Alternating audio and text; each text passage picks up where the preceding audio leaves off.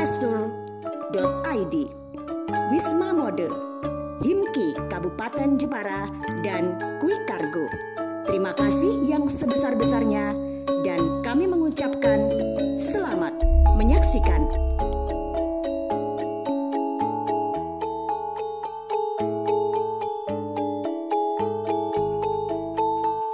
Lomban adalah lelumban, ya, berbuat kebajikan, berbuat kebaikan. Nelayan-nelayan dalam kehidupannya selama 1 tahun, harapannya kemudian dengan berbuat kebaikan, pada puncaknya itu ada prosesi pelarungan, itu kemudian yang Maha Kuasa itu kemudian menerima ibadah dalam tanda petik, ya, sesaji itu kan ibadah dalam konteksnya.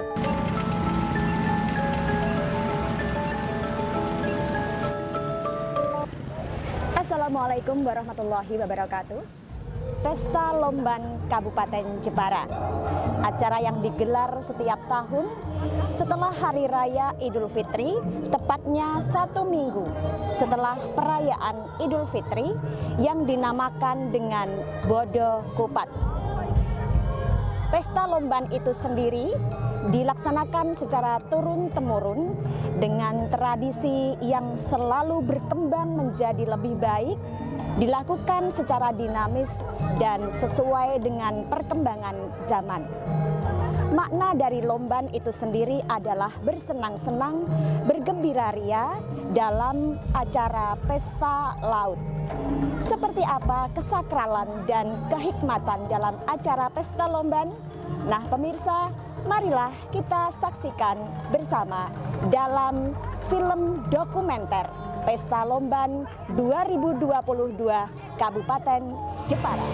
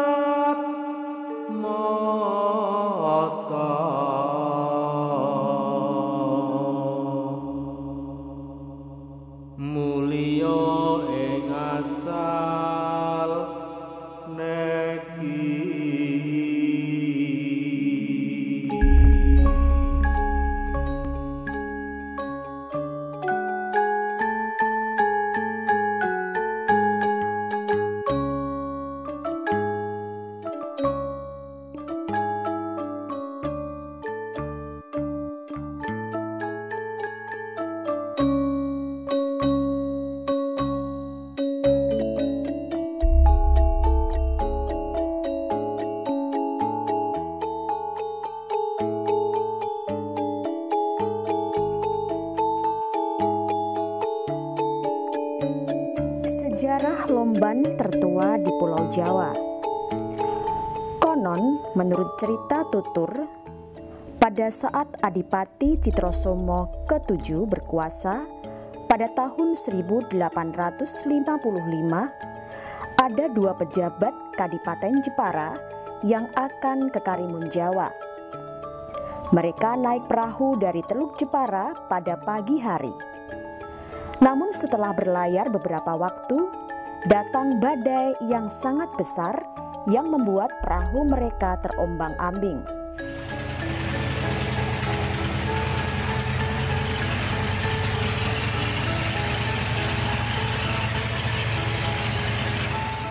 Beruntung Ki Ronggo dan Encik Lanang yang tinggal di sekitar Teluk Jepara mengetahui peristiwa tersebut.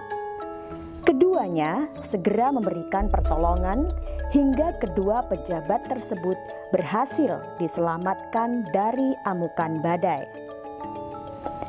Ki Ronggo, menurut cerita tutur masyarakat, diyakini sebagai salah satu pimpinan pasukan Pangeran Diponegoro yang mengasingkan diri ke Jepara.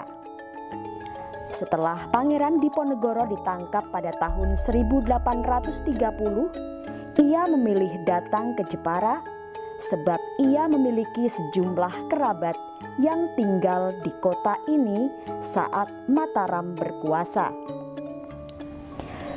Sedangkan Encik Lanang konon adalah orang Melayu yang tinggal di Pulau Kelor yang sekarang dikenal sebagai Pantai Kartini.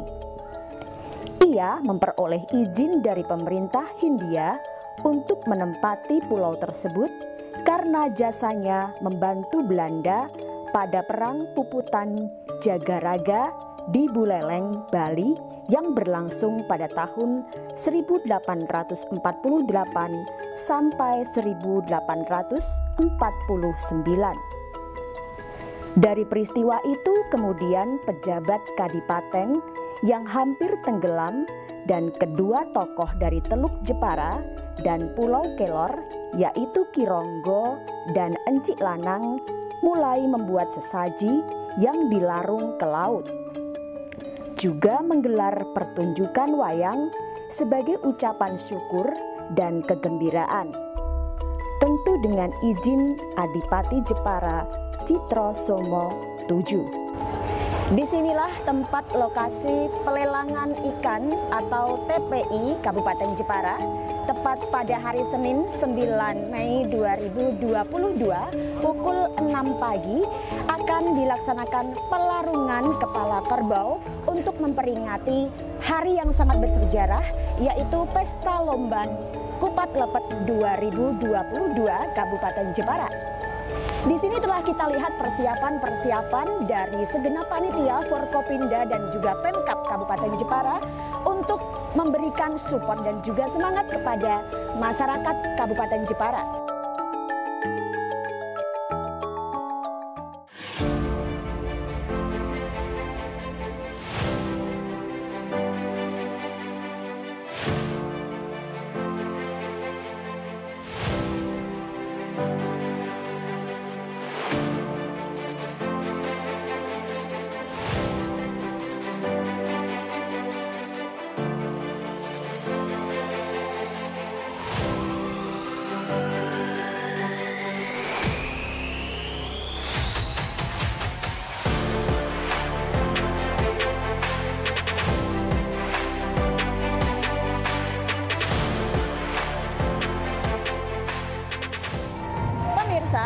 Di belakang saya ini adalah miniatur kapal yang di dalamnya terdapat kepala kerbau bersama ubor rampenya yang nanti akan dilarung di tengah laut.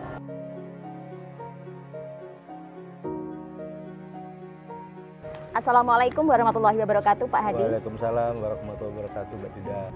Kenapa kok kelihatannya acara lomban yang dilaksanakan di Kabupaten Jepara itu kelihatan berbeda gitu? Kelihatan sakralnya itu kelihatan benar-benar, kalau orang sekarang mengatakan menjiwai gitu loh, Pak. Menjiwai. Nah, itu seperti apa, Pak?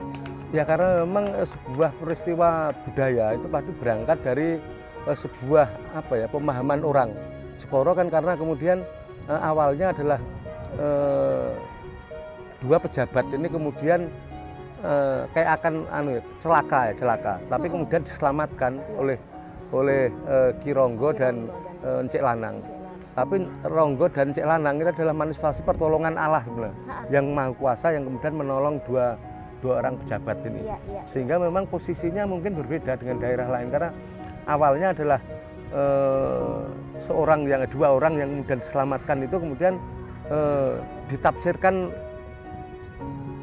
terus-menerus oleh masyarakat itu.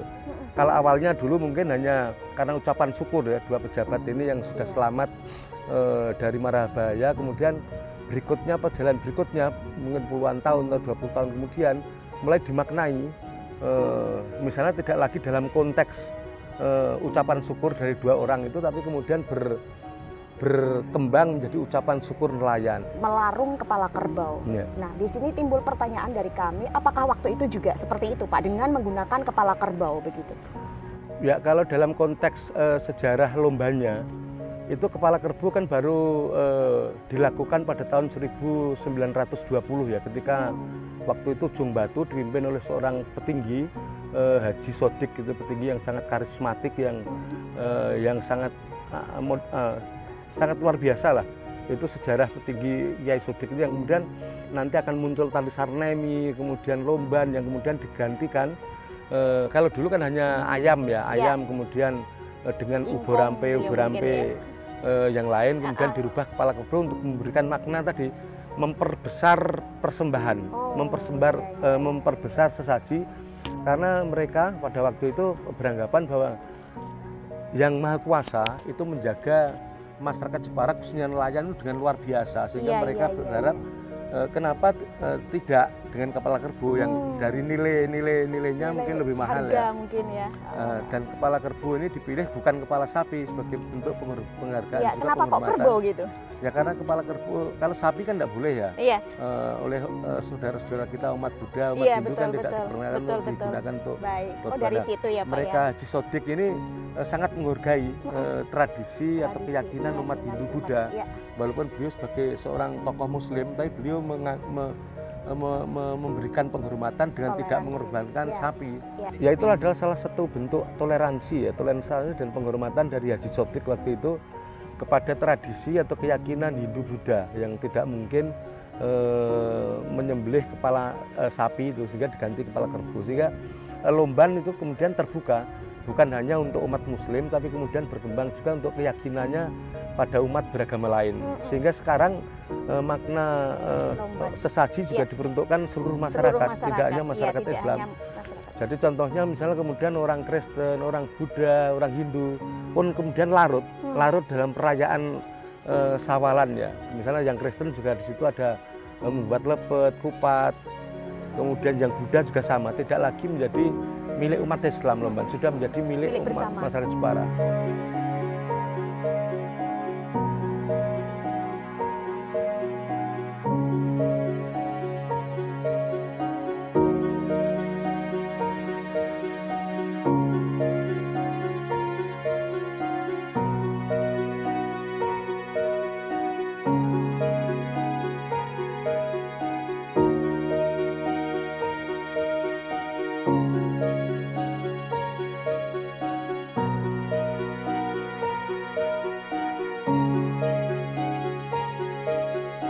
Ya dulu itu memang yang saya lihat, yang dulu waktu saya masih remaja itu memang ada dipakaikan anting dan ada apa itu tindik dari hidung kerbau sendiri itu ada memang. Tapi sekarang memang sudah tidak ada ya, itu pun tidak tahu karena apa, tidak tahu. Yang penting ya menarik yang dulu masih kayak dulu, karena apa ya, yang untuk sifatnya larungan sendiri kan waktu nelayan-nelayan itu mengintari perahu kepala kerbau sendiri kan, begitu sudah beberapa kali terus ada perebutan itu yang direbutkan dahulu kan itu emas-emasnya dari apa itu giwangnya atau antingnya atau tindiknya itu ada sendiri yang seperti itu.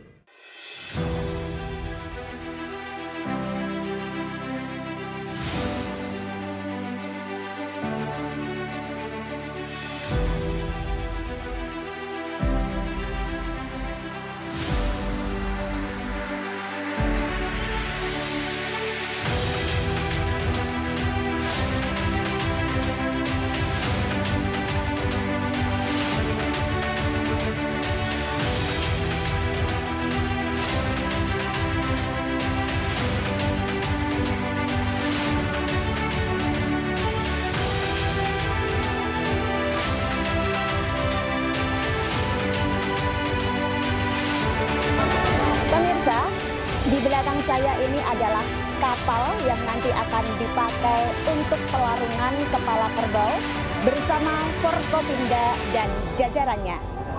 Kapal ini sudah dipersiapkan sedemikian rupa sehingga nanti kapasitas untuk penumpang juga akan dibatasi agar supaya aman, nyaman, dan tetap kondusif.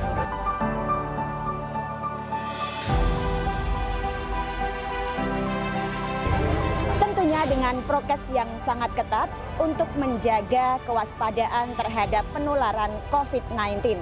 Karena bagaimanapun meskipun kondisi saat ini sudah sedikit mereda, tetapi kita tetap harus menjaga protokol kesehatan.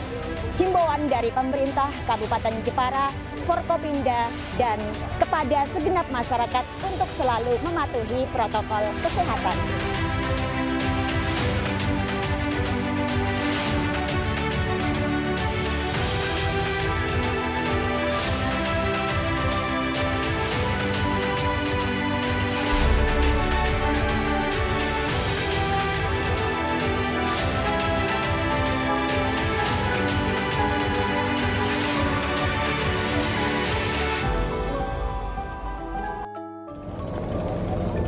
Pemirsa, sekarang kita berada di tengah laut di kapal pelarungan kepala kerbau. Saat melakukan pelarungan semuanya dengan antusias dari Forkopimda Kabupaten Jepara, juga dari tim media Kabupaten Jepara, serta antusiasme dari masyarakat yang mengikuti pelarungan kepala kerbau saat ini begitu memberikan dukungan penuh kepada kita semua.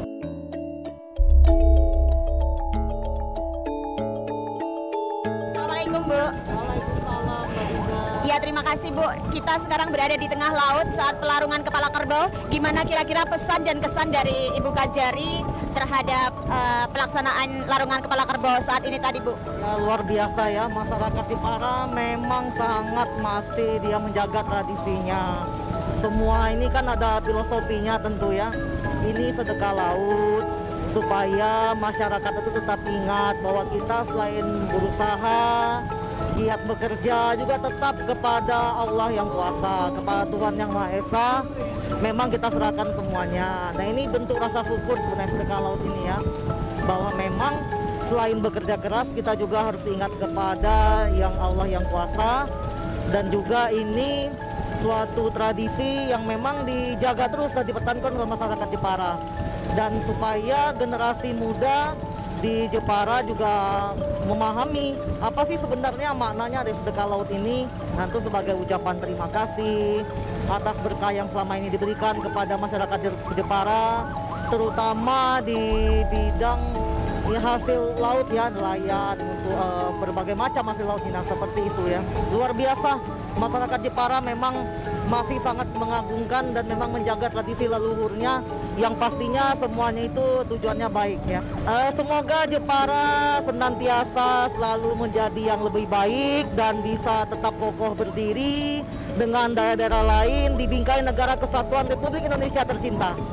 Assalamualaikum warahmatullahi wabarakatuh. Waalaikumsalam warahmatullahi wabarakatuh.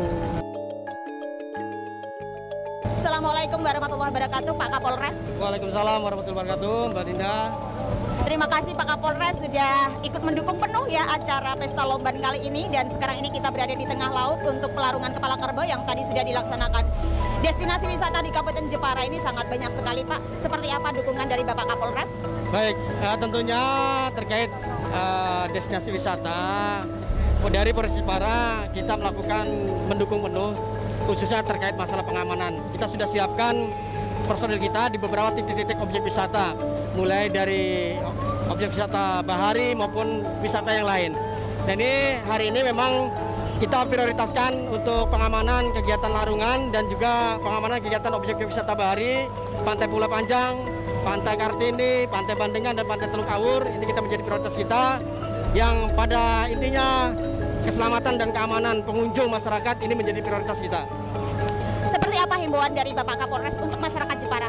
Ya, khususnya yang masyarakat yang saat ini mengikuti kegiatan larungan, kita mengimbau dari jauh-jauh hari dengan edukatif bahwa untuk khususnya para nakoda kapal ataupun kapal-kapal nelayan, penumpang tidak melebihi over kapasitas, kemudian juga menggunakan keselamatan life jacket, ya. Dan juga kita menghimbau supaya apabila sudah acara selesai segera menepi, dilanjutkan di tempat objek wisata yang di pantai-pantai. Terima kasih Pak. Assalamualaikum warahmatullahi wabarakatuh. Waalaikumsalam warahmatullahi wabarakatuh. Gimana sih Gus kira-kira pesan-pesan harapan dari Gus Haiz selaku Ketua DPRD Kabupaten Jepara? Ya, pertama alhamdulillah kegiatan ini berjalan dengan lancar. Saya tadi berkesempatan mimpin doa sebelum kepala kargo dilarung di laut. Ini bukan event biasa sebenarnya, tapi juga wujud syukur para nelayan dan juga masyarakat Kabupaten Jepara kepada Tuhan Yang Maha Kuasa atas segala rahmat, rezeki, kemudahan, perlindungan yang diberikan kepada kita selama ini. Dan alhamdulillah ini bentuk wujud syukur, dan tahun ini memang lebih ramai dilaksanakan dari tahun sebelumnya karena pandemi, dan alhamdulillah berjalan lancar. Harapan saya kegiatan ini bisa berjalan dengan lancar dan setiap tahun bisa berlangsung karena ini bagian dari kearifan lokal Kabupaten Jepara. Terima kasih Gus. Assalamualaikum warahmatullahi wabarakatuh. Assalamualaikum warahmatullahi wabarakatuh.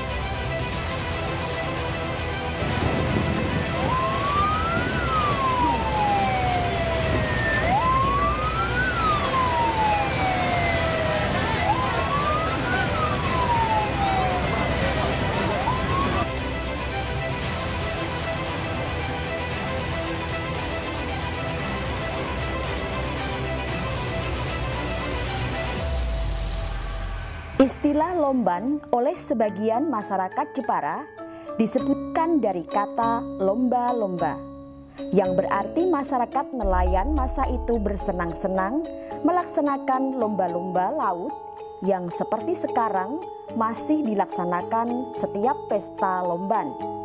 Tetapi ada sebagian mengatakan bahwa kata-kata lomban berasal dari kata lelumban.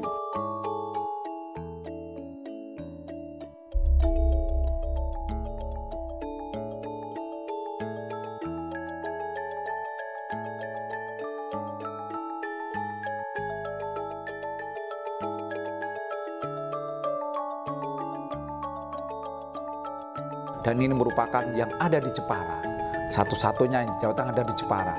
Ya, kemudian mengimbas bahwa ini sawalan ini menjadi semacam ikon yang kemudian diakui oleh UNESCO, yang kemudian juga di kabupaten-kabupaten lain juga berimplikasi, yaitu untuk merefleksi ataupun mereplika daripada kegiatan yang ada di Jepara ini. Sehingga ini ada sawalan yang katanya di mana di Kendal, di Rembang, pesta kupat lepet, 1000 kupat lepet yang ada di Muria, Kudus, itu semuanya adalah 7 hari setelah Lebaran ini. Ya, ini adalah merupakan imbas daripada sawalan yang ada di Jepara, kemudian merebak kepada seluruh penjuru Nusantara, dan ini kita tidak masalah.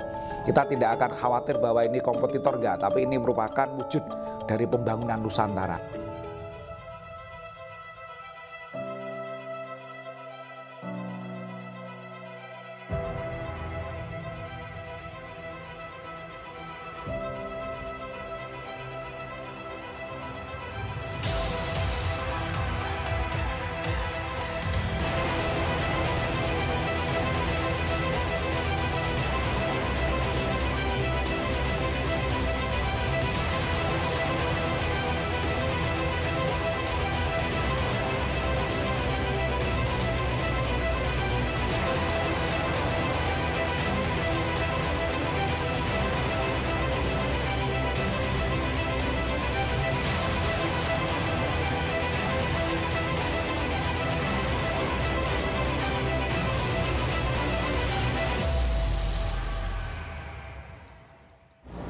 Lomban 2022 Kabupaten Jepara.